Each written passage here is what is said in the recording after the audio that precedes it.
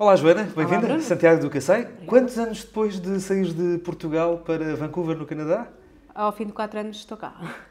O- as pessoas conheciam-te cá, além de muitos colegas de liceu, tu fazes parte de agremiações como o Coral Harmonia, a Escola de Música Municipal.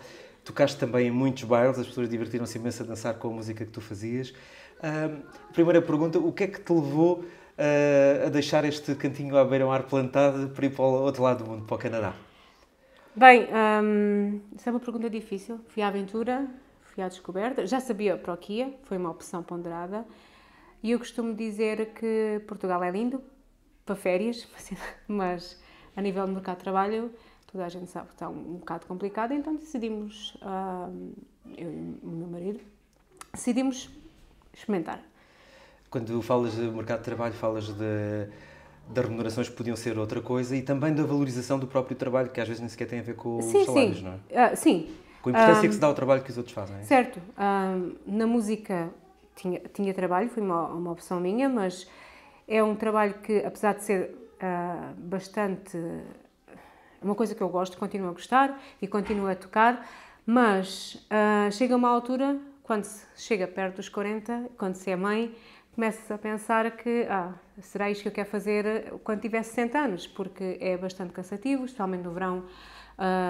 Tocas até às 3, 4 da manhã, depois carregar tudo, conduzir e depois não vês os teus filhos e não descansas muito e acaba por chega uma altura que é... Claro, e a idade... E há sempre investimentos, som está sempre a mudar, luzes... E chega uma altura em que ponderas se realmente é isso que tu querias fazer. E depois não é fácil conciliar com uma vida profissional das 9 às 5, de segunda à sexta, ou segunda a domingo, não é? Porque a pessoa não pode viver da música todos os dias. Infelizmente não. Infelizmente não, não é? Lá está, não é valorizado como deveria ser, porque as pessoas só veem muitas das vezes as horas que estás em cima do palco, que eu já há alguns anos tinha restringido só para 4 horas, e mesmo assim às vezes, toco mais uma, não é? E...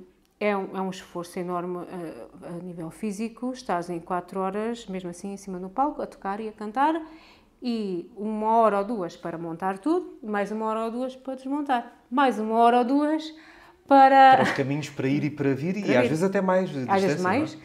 E depois, também não se vê o trabalho que tu tens durante a semana ou durante todo o ano para preparar aquelas 4 horas de palco.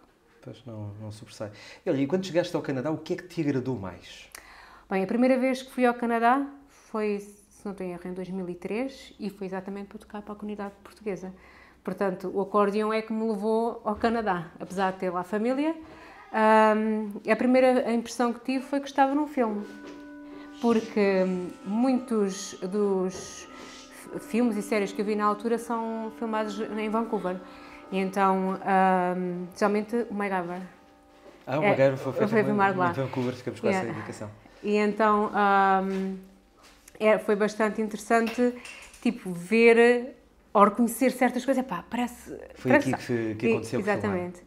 E, entretanto, é uma cidade muito multicultural, sendo a minha área de formação, isso também me cativou. E senti-me bem, senti-me integrada e há muito mais oportunidade de trabalho, há muito mais mercado, as pessoas são mais tolerantes, há uma certa... Sentes-te bem-vindo. E mesmo o facto de falar uma língua diferente, o inglês é uma das línguas oficiais do Canadá e é a língua que se fala maioritariamente em Vancouver. Apesar de o meu inglês não ser mau de todo, mas não era um inglês fluente, não é? Claro, porque não é nativo e nem eu falava todos os dias inglês. Apesar disso, nunca me senti constrangida porque as pessoas aceitam o facto de tu falares uma segunda língua. Sim, e veem que estás a fazer um esforço para falar a língua delas. Exatamente, portanto, sempre me senti muito, muito bem-vinda, muito inserida. As pessoas se tentam-te realmente inserir, não és vista como uma pessoa que vem de fora. Isso é bastante interessante. E do outro lado, o que é que sentes falta, nomeadamente, desta vivência, não digo só de Portugal, mas aqui de Santiago do Cacém em concreto e aqui da nossa zona onde estamos hoje nos estúdios da Santiago Global, na Avenida Manuel da Fonseca? O que é que sentes? Há pessoas que nos falam às vezes que é o cheiro das lareiras, quando começa o inverno, a comida. O que é que tu sentiste mais falta? As pessoas. Os amigos que deixei. Apesar de eu não estar em Santiago, salvo erro, desde 2007, porque entretanto morei em Penela, a terra do meu marido, mas apesar disso, é de certas pessoas. As pessoas, algumas comidas, porque apesar de tentarmos fazer as mesmas receitas... Os ingredientes não são iguais, não é? O pastel de nata tem um certo sabor quando o comes em Portugal. Tem outro gosto. Tem outro gostinho. E do café, eventualmente. Do café, depois há certas comidas que trazem memórias, os cheiros. Apesar de conseguires encontrar algumas coisas em algumas lojas da especialidade, há aquela coisita que te falta. E as pessoas, apesar da internet hoje em dia ser uma mais-valia muito, muito importante para combinar essa... E para comunicarmos, enfim, mantermos essa lacuna, sim. Não passa o contacto físico, as pessoas verem-se cara na cara, não é? Não, é completamente diferente. E apesar disso, a distância é muitas horas, o fuso horário é completamente diferente, mas temos que pensar muitas das vezes que estamos lá por uma boa razão. Por uma boa razão, por uma maior, sim. Claro. E outra questão que eu te perguntava era, pelo lado contrário, em relação ao que chegas e encontras aqui, como é que viste, por exemplo, Santiago do Cacém passados estes anos? Vou ser sincera, eu entrei ali pela rua de Santa Cruz, fiz a rotunda e estacionei. Portanto ainda não tive a oportunidade de ver muito mais. Mas aqui abaixo foi remodelada, viste logo isso. E o Jardim está muito santo, há um evento hoje ali. Daquilo que já tive a oportunidade de verificar, Santiago... verão animado, não é? Sim, Santiago está muito dinamizada e acho que isso é importante para não deixar as coisas morrerem, não é? É interessante ver que a tua vila, a tua cidade está viva. E no que diz respeito ao futuro, tens planos, não sei se é cedo para falar disso, tens planos para um dia regressar? Está a tirar a nave da púcara. Bem, para já estou lá bem, não é? Mas o futuro é incerto, não é? Portanto, aventureiros que somos, nunca se sabe para onde é que vamos a seguir. Pode o catavento depois... Pode virar para cá, pode virar para o outro lado. Portanto, o mundo aberto. É redondo e acho que uma das mais-valias é a oportunidade de poderes viajar, conhecer outras culturas, de conhecer outras coisas e teres sempre a oportunidade de poderes voltar ao teu país, que é Portugal.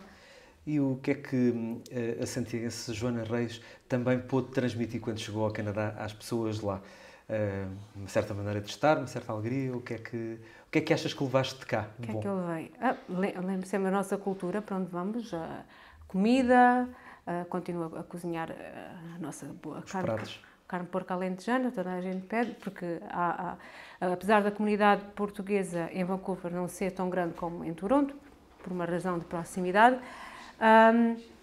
sempre vou cozinhar, os meus amigos que me pedem é sempre a carne portuguesa.